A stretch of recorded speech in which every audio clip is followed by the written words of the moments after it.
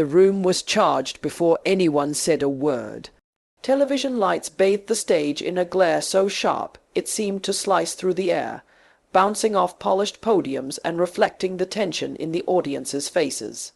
The cameras were rolling, the anchors had already whispered their introductions, and the panelists, each one a character in America's restless political theater, sat with stiff shoulders and clipped breaths, waiting for the opening shot to be fired. And then it came.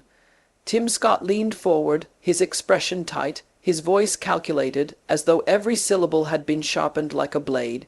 "What America needs," he began, his tone brimming with restrained indignation, "is leadership that knows when to stop playing games, when to put aside theatrics, and when to focus on real solutions.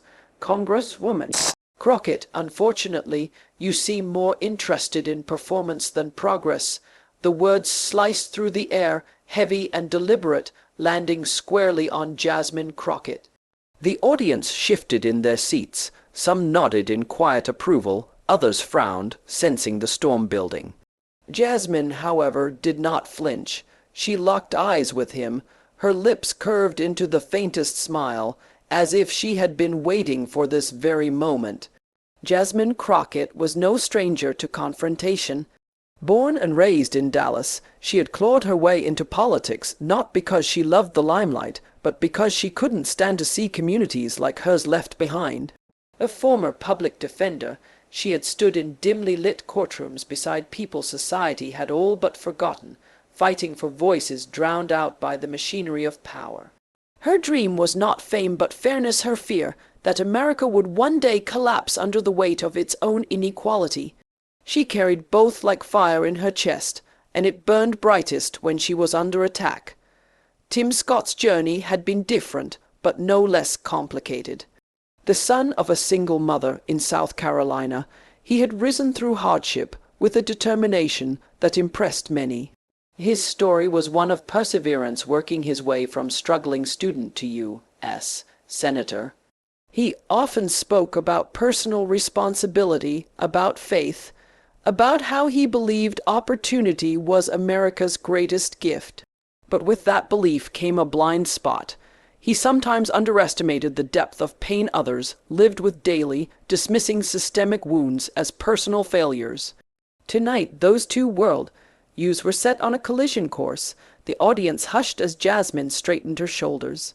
"Senator Scott," she said, her voice calm but edged with steel, "you're right about one thing. America needs leadership. But leadership isn't about dismissing people's struggles as performance.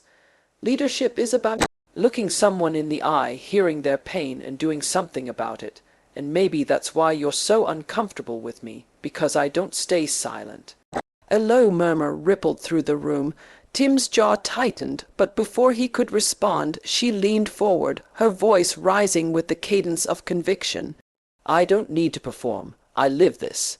I come from communities where mothers work 2 jobs and still can't pay for their children's medicine, where young men get stopped for walking home in the wrong neighborhood, where people keep hearing promises but never see progress. So when you call that theatrics, Senator, what you're really saying is you'd rather not face the truth." It was the first clapback of the night, and it landed like thunder. The audience gasped, some clapping in spontaneous bursts. Tim Scott paused, searching for a retort, but his silence said more than words. As the debate carried on, 2 subplots began to weave themselves into the larger clash. The first centered on a bill Jasmine had been championing, a proposal to expand healthcare access for rural and underserved communities.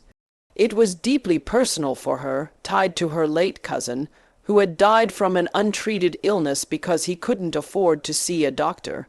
That memory haunted her every time someone spoke about healthcare as an abstract policy. Tonight she carried that grief into the debate, determined to make it real for the millions watching. The second subplot belonged to Tim. Just days earlier, a private conversation with his mother had unsettled him. She had told him, with a weary sigh, that even after all his success, she still felt like she had to walk on eggshells, in stores, in restaurants, in her own neighborhood. "Sometimes, Timmy," she said softly, I wonder if the world really sees you the way you want them to." He had brushed it off then, but her words echoed now, clashing with the polished certainty he projected on stage. The setting deepened the drama. The studio wasn't just a backdrop. It was a theater of America's divisions. Behind the cameras, staffers tapped nervously at tablets, anchors whispered quick notes into microphones, and the audience's energy swayed with every exchange. Each time Jasmine spoke, her words cut through the static like lightning. Each time Tim answered, he tried to steady the storm, but his footing slipped. As the night unfolded, Jasmine's fire only grew. When you talk about America, Senator, you talk about opportunity like it's free for everyone. But opportunity is not free when the playing field is rigged. It's not free when a child's zip code decides their future. It's not free when wages can't keep up with rent. And if you don't understand that, then maybe you're the one performing. Tim shifted uncomfortably. He thought of his mother again, her words gnawing at him. For the first time that night, his polished mask cracked. "Congresswoman," he said finally, his voice quieter, "I don't deny those struggles exist. I just believe, maybe stubbornly, that America is still the land of promise." Jasmine didn't smile. Instead, she let the silence hang, then replied, "And I believe that promise is worthless unless we fight to keep it alive for everyone." The climax arrived not with a shout, but with a moment of stillness. Tim Scott, usually composed and articulate, sat speechless.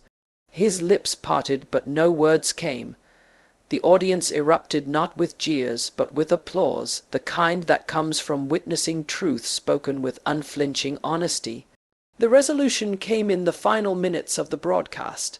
The debate wound down, the anchors offered closing remarks, and the cameras began to dim.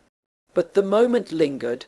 Jasmine Crockett had not just defended herself, she had turned an attack into a lesson, one that resonated far beyond the studio walls.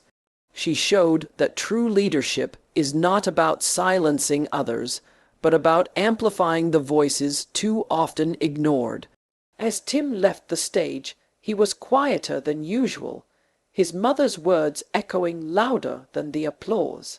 Jasmine, meanwhile, walked out with her head high, not because she had won a debate, but because she had spoken for those who never get the chance. And that perhaps was the life lesson. Power means little if it cannot be used to lift others. Courage is not in attacking, but in standing tall when attacked. And sometimes the most powerful clapback isn't just a rebuttal, it's a reminder of the humanity at the heart of politics.